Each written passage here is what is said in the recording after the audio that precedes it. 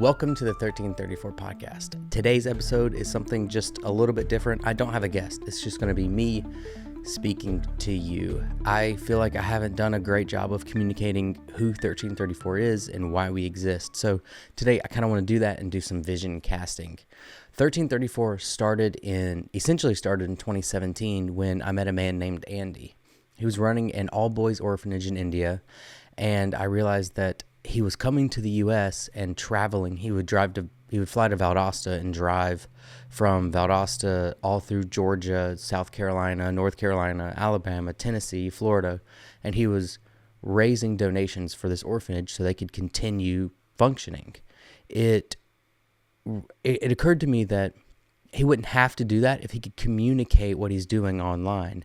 And at the time, I had been doing photo and video for a little while, and I was like, hey, Andy, would it be okay if I came to India and videoed for you and gave you stuff to put online? He said he would love it, so we coordinated, and I spent a year saving money, working extra jobs, and coming up with the money that I needed to fly to India. I ended up staying there for a month and got to travel through India with Andy and shoot some content for him. And what ended up happening is he used this content when he came to the U.S. as well as shared it online. He was able to put it in different Facebook groups and different forums online and was able to help raise money in a way that he wasn't able to before. And I realized that what may be occurring across the world is there's positive stories all over that nobody knows about because they just don't have the ability to tell. They're too busy working on the actual organization and doing what needs to be done to meet everything you have to at the end, but there's just no way for them to actually tell their own story. And so it was from there that I wanted to create something like 1334. I was like, there has to be more people out there other than just Andy. And so what I did was I just kept learning how to do video, kept learning how to do social media, or really just content creation in general, how to create the most amount of content as quickly and efficiently as possible, and then learning how to tell stories. And then I got hired to run social media for the Pivot Foundation. And what we ended up doing was taking the Pivot Foundation and creating the 1334 media organization out of it. So a lot of the stuff that you see, or some of the stuff you see on like our YouTube, has been the Pivot Foundation's content and creation. And 1334, we just kind of merged. And what we do primarily is create free media for nonprofits and missionaries. I see that Albany itself has hundreds of nonprofits, not including the thousands that work behind the scenes, that are going and doing absolutely incredible work. People are being the hands and feet of Jesus, and they're meeting people where they are and helping them. However, not everybody knows. I believe that the organizations that are doing the most just don't have the time or the resources to be able to tell their story effectively or efficiently or in a way that just doesn't get in the way of actually doing what they need to be doing. So in 2021, Andy ended up passing, and his college reached out to me and they were like, hey, I've seen the work that you've done for Andy. Is it okay if we share some of it with our college campus? And so I sent them the main documentary I made, which was the first documentary, and then some of the other content, and they ended up sharing it throughout the entire college. And I realized that this thing is more than just simply helping other people share their story. There's a legacy involved.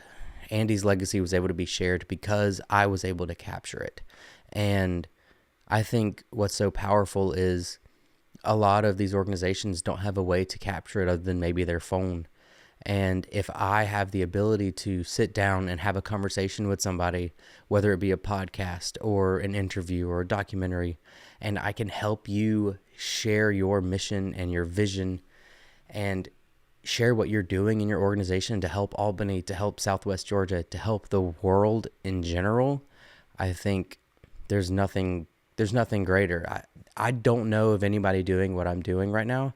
And is just fuels me to keep going. One of the things that I see online a lot is when you begin to talk about nonprofits and the nonprofit space, a lot of people begin to picture and imagine the organizations that are getting grants and just stealing money from the government or stealing money from, donors. You you can think of the ones in California that are helping the homelessness crisis. In reality, they aren't doing anything but taking a large salary. And it's really easy to see that and then just assume that every organization is like that. When in my personal experience, I have encountered hundreds and hundreds of organizations that are actually in Albany doing phenomenal things, providing hundreds or thousands of meals, rescuing women and children out of human trafficking. They are providing construction for people that don't have the ability to create a ramp for their new wheelchair or whatever it is. There's people in Albany that are doing absolutely phenomenal things that nobody knows about. One thing that really was an eye-opener for me was the first recovery story that I did. I had no idea how large the recovery space is and how many people people started to message me on Facebook and say, hey, this really spoke to me.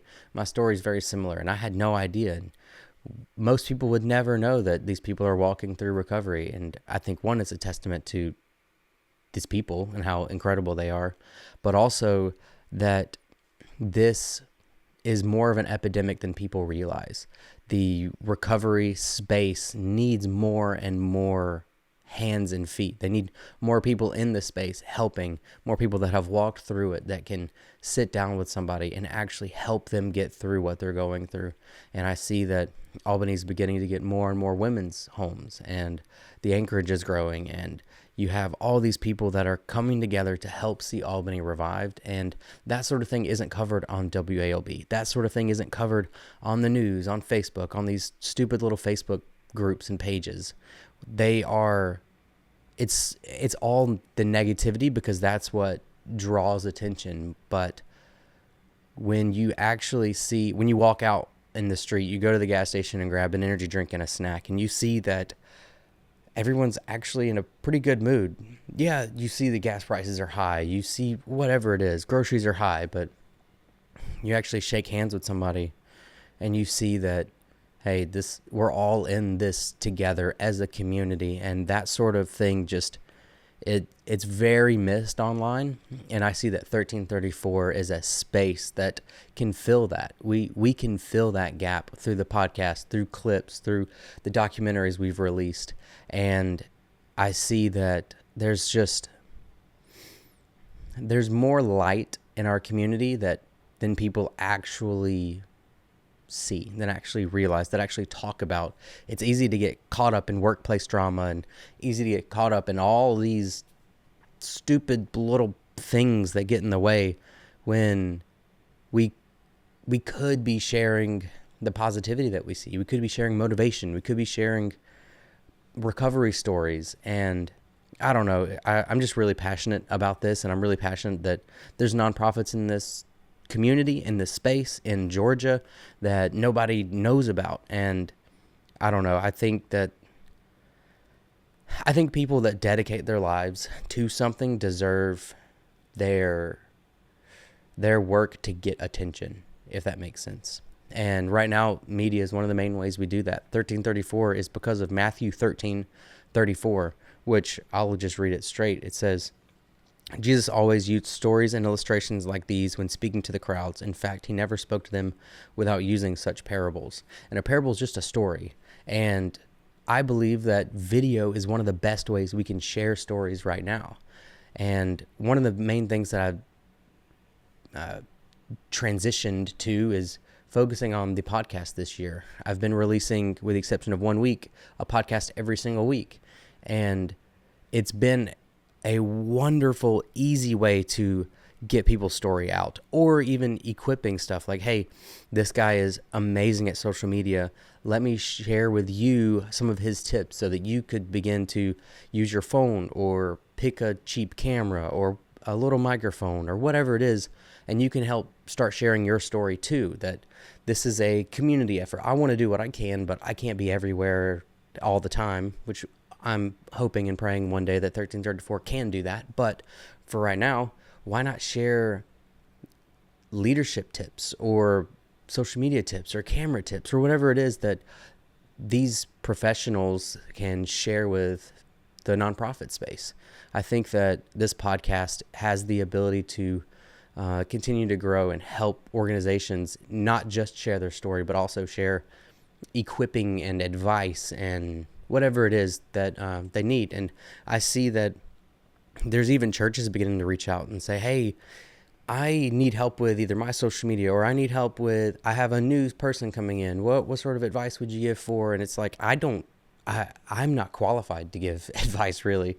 I know a little bit, but I can find people that know more, and I can network and help people. And I think that one of the really powerful things that has come from this podcast has been that these organizations are able to sit down and in a long conversation, an hour or so, they can share their story and their heart and their journey, where they came from to get to where they're going. Like the Grace House episode, where she had been through rock bottom multiple times, and now she's leading an organization where she can help women that are going through exactly what she went through.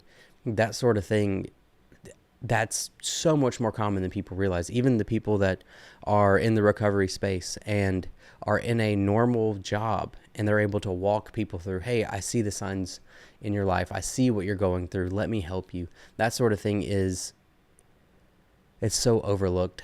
It's so overlooked now. It's so overlooked in our community and online. Anyway, I think I want to share one of my midterm goals for 1334.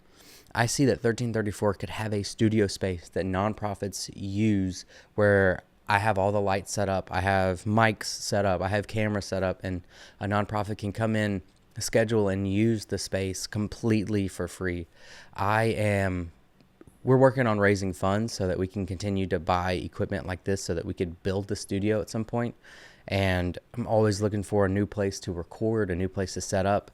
There's been a few things in the works, but midterm-ish, in the next few years, I would love to have a studio space set up for organizations to come and be able to record whenever they want. And they don't have to worry about buying equipment. They don't have to worry about learning how to set up lights or audio. They can just come in and record, or even have a white wall for headshots. They can come in and get new headshots for their website, whatever it is. I think that a nonprofit studio space is really missing in our community, and eventually I'd like to find a way to fill that gap and meet that need. I have no idea when. It's on my heart, it's in my mind, and I'm always trying to figure out ways to make it work. But I think that one day it will be, for sure. That's one of the things I would absolutely love to be able to do, is have a space even to just sit down and teach people, like, hey, this is camera settings, and this, you just got your Canon Rebel and you want to use it to record or take pictures of the meals you're giving out. Here, let me walk you through how to get these settings so that you could use it indoor and outdoor, that sort of thing. I think there's really simple and easy ways that we could go about creating more for our community. I believe the IRS says that we have like 130 organizations in Albany. I could be wrong about that. But we have a lot of nonprofits in Albany alone, and our community is needing more. It's needing more help. And the only way to do it is just like we did during the hurricanes, and that is to come together as a community and begin to raise each other up. I really hope that you enjoyed this episode. It's a little different. Actually wasn't as uncomfortable as I was expecting. Kind of feels like talking on the phone in a way. One last thing I wanted to mention. With the nonprofit podcast that we've been doing, I kind of did the math really quick, and what it looks like is around the country, it's usually roughly between $2,000 and $5,000 for a long form podcast for a business or organization. And I've released one every week, roughly. Well, I've missed 1 week, but you know what I mean. Released one every week. So it's roughly the equivalent of donating a 2004 Toyota Camry every single week, which I think is absolutely amazing. So 1334 can't exist without organizations, without people like you that are willing to donate and give from their hard work and their time. And it's just because of you that we're able to continue to give back to Albany, continue to give back to these organizations that are doing actual hands-on phenomenal work here in our community and across the world. If you want, there's a donate link below. If anything else, please share this episode and our posts. It helps way more than you realize, and it's free to do. So thank you very much, and I hope you enjoyed this. I don't know, maybe it was good, maybe it wasn't, who knows.